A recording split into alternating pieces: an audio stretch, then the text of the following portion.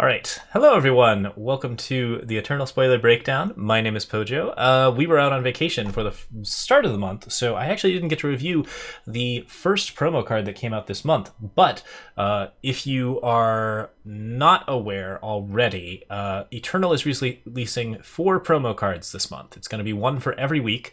The second one has just come out, so we are now seeing that card available. And the first one, Coslo Friendly Scavenger, is now kaput, so can't get 4 copies of that for free anymore, but you can still craft them for fairly cheap if you are interested. We're going to review the first 2 cards and talk about the very, very powerful cards that are being released.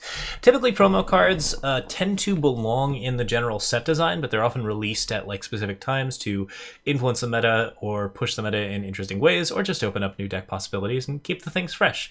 And yeah, I really like that part of Eternal. I think that it's a really useful thing to keep the game very active, even when it's not being actively balanced. And yeah, we're going to be talking about the cards that have come out right now, discussing what they're doing.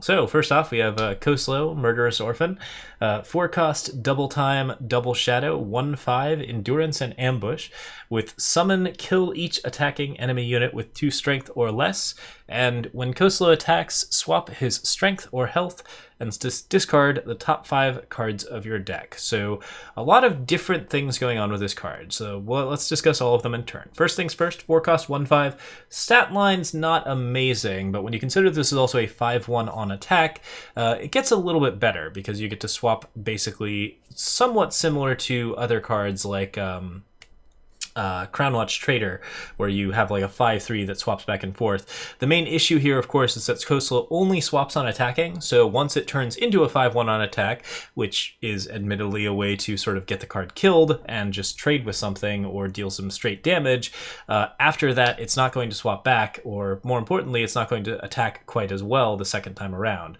So if you just ignore Coslo, then he'll continue to discard cards from your deck, but he will sort of turn off and on and not be quite as amazing. That stat line is good with Spire Shadows, as some people are noting. This is a solid even-handed Spire Shadows card where you can just play it for 1 and get some decent effects, although, of course, it being 1 means that you can't get even-handed golems to function if you play the Spire Shadows afterwards, but sometimes that's the thing with even-handed decks where you actually want to do that and just like play the even-handed golems first, not worry about the consequences later. In any case, card has endurance, so it can block, but once again, it's going to be a 5/1 on the block, so it turns into a good trading engine, and when it's an ambush unit, it probably isn't going to kill that many things, except for that summon ability, which says kill each attacking enemy unit with 2 strength or less. This is notably not good against a lot of common aggro stuff. There is a lot of like really aggressive aggro that is maybe not going to get swept by this type of deck. You see like a lot of very aggressive 3 power or more cards, and a lot of cards that are like 2/1s right now that get upgraded to 3/1s, such as Kazuo. So Coslo is still a very, very good counter aggro card. It does a lot of damage to any smaller units that are trying to sweep on Moss, either like tokens or anything with like a lot of unusual shenanigans associated with it. It basically forces you to play a curtain call or a rally or get into some sort of position where your attacking units are just a little bit more beefy, and then it's still a 1/5 blocker to deal with those units if they have 2 strength or less. So very likely that whatever your unit is that it's attacking, it's still going to be blocked by Coslo, even if it doesn't completely sweep your side of the board. So that's a pretty useful effect in its own right. And then finally, the card allows you to discard the top 5 cards of your deck, which is a good way to play a lot of unusual cards that can be played with discards, or to enable any sort of like grave-based strategies where you're just trying to get stuff out of your void and play it with any sort of like cards like Grasping Shadows, Dark Return, Immortalize, anything where you get the card back and you play it out for free. Could be something that Coslo helpfully enables while being something of a surprise. Notably, most decks where you're playing Reanimator are pretty obvious about it. You play like a Sporefolk on turn 2, or you play like Herald Song, and people are like, okay, I know exactly what you're running. But this deck can notably just play out Coslo, attack in, do the mill, and then you have your mill set up for your Vara or whatever, without your opponent having quite as much of a response window for it. So it's potentially a little bit better in those types of decks. There's a lot of power associated with this card. It's in a lot of different places, which can make it somewhat difficult to effectively find a deck for, mostly due to the fact that while it has some good counter aggro associated with it, it's not like an immediately stat-worthy card for value-based plays, and there's a lot of more reliable ways to kill like most aggro decks, a lot of it being like Lifesteal and Curtain Call being very, very popular right now. So it's a little bit tricky to run with this card, even though it does have a lot of power associated with it. Like there's clearly a lot of good stuff on this card, and all of that text is relevant for different types of situations. But I think that this card suffers a little bit from its sort of bag of tricks shenanigans that it's doing. It's just basically, it's in too many places at once, and it doesn't really have a clear, coherent idea of what it's trying to accomplish. I think it's still pretty interesting in that void-based strategy setup, but it's hard to say if this card is actually going to be like super strong or not. I certainly haven't seen it being played in the time that I've been playing recently, although I have been doing a lot more draft and throne stuff, and this is clearly more of an expedition-y card for like sort of countering aggro and messing with that kind of stuff. It's still interesting, definitely worth giving a shot, and if you're playing around with like the void-based strategies, the power level of it is kind of interesting, and I think pretty cool stuff. In terms of design, I think the card is about average. It's a little too complicated, and it doesn't match the character very well. As we've mentioned, like this is Coslo, Murderous Orphan. This card kills all your stuff and then attacks for tremendous amounts of damage and summons a bunch of cultists. It is not a friendly scavenger. I don't really know why this card is matched with this text, but like it's still a pretty solid card overall, and it's going to be a lot of fun to play with. When you get the actual summon effect, the ambush, or when you actually get that sweet sweep with your top 5 cards, in either of those situations where you're actually like enabling weird strategies with it, the card is a lot of fun to play because it comes out very surprisingly, and then like it just does all sorts of weird shenanigans, which is a lot of unusual things that can happen as a result of Coslo being played. So cool card, very, very interesting.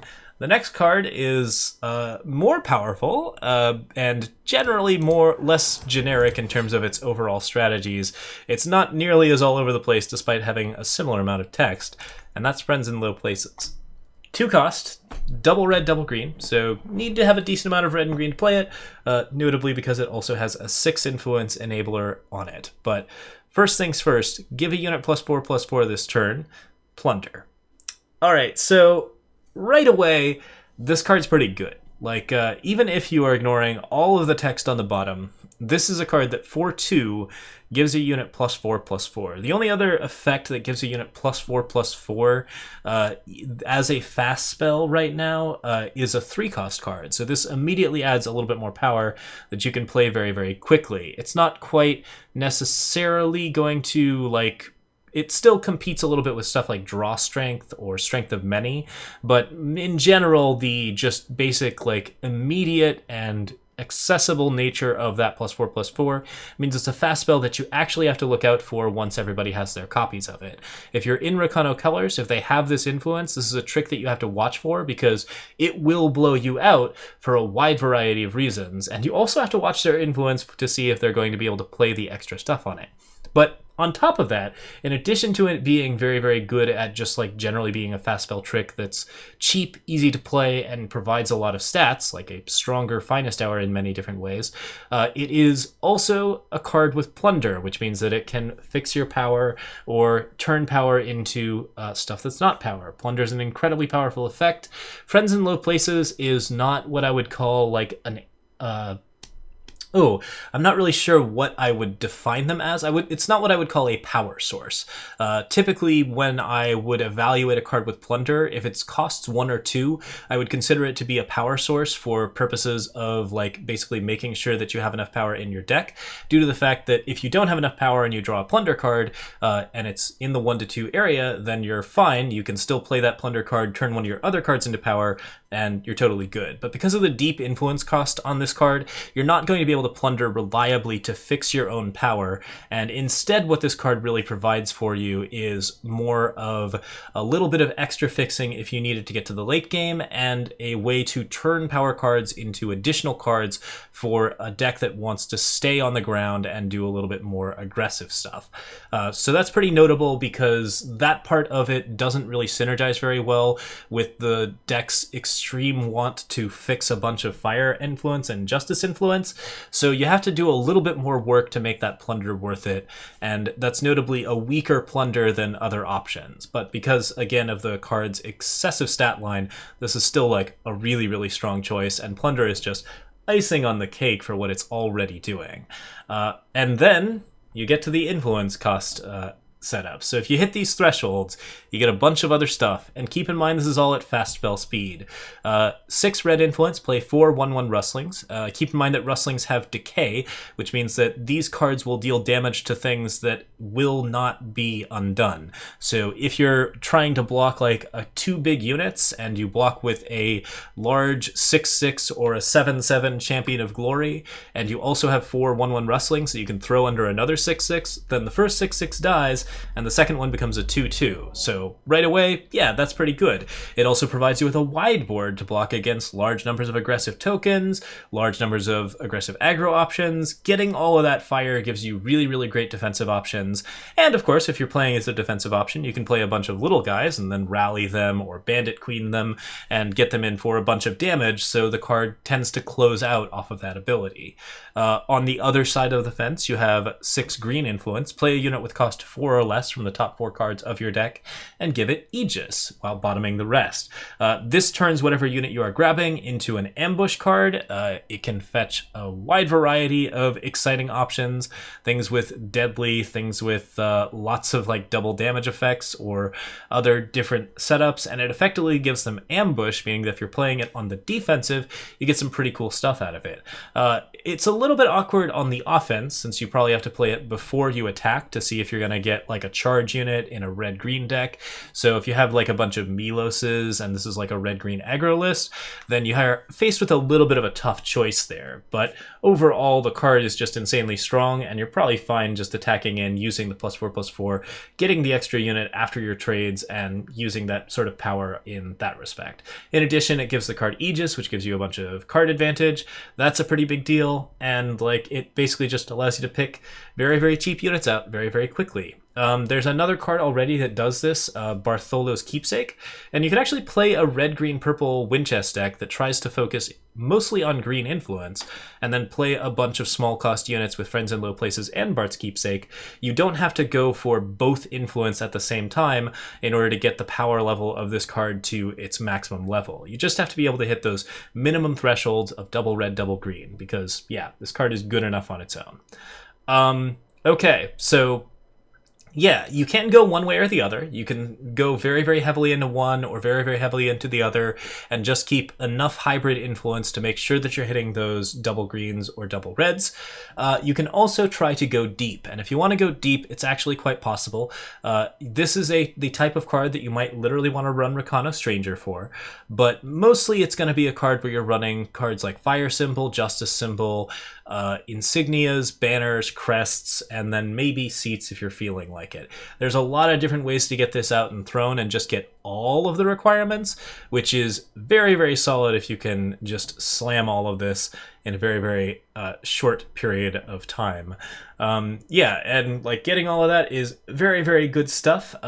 Someone is just pointing out that there's a nice combo here with Milos Unwavering Idealist, where if you play Friends in Low Places with all of the influence here on Milos Unwavering Idealist, Milos becomes a 5/5. You play 4 1/1 Rustlings, which also become 5/5s. Or actually, they become 6/6s. Yeah, that's right. And then you get another unit which gets an additional 5/5 bonus on top of that. So Friends in Low Places can just be an absolute blowout ambush option. So yeah, it's very, very fun in a throne deck if you're trying to go into that. And notably, the big activation piece for this is not Rakano Stranger, but rather the second Marshal Ironthorn, whose name eludes me at the moment. Ironthorn Lawman.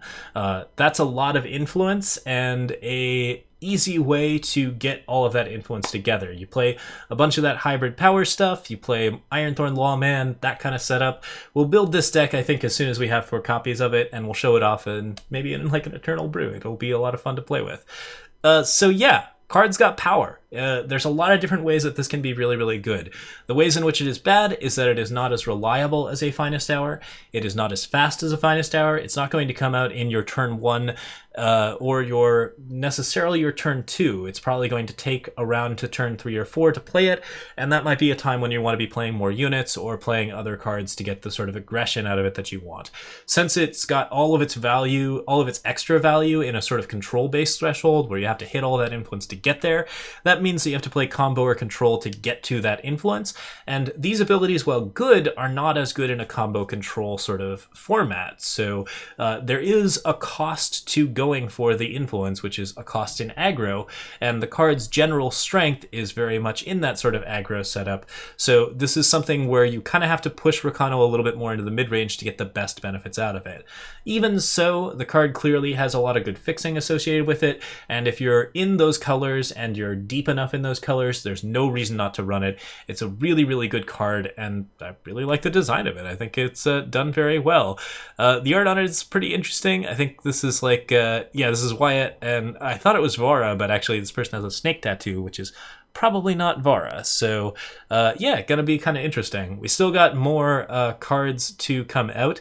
The sealed card back for this month is a Wyatt Grenadin, and I'm really excited to see if that's going to be one of the spoiler cards. So stay tuned for the next 2.